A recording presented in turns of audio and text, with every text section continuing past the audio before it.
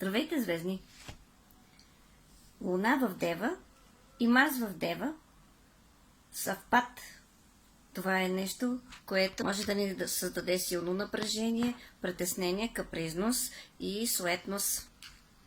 Това е зало до работи, зало до не стой. Усещането, че трябва да свършиш нещо непременно, задължително, може да ни накара да вземем една купа камъни, да ги пренесем от едната страна, после да не ни хареса, да го пренесем от другата страна, подобно на масата, която е в кухнята, ни кара да я слагаме ту на едно място, ту на друго място.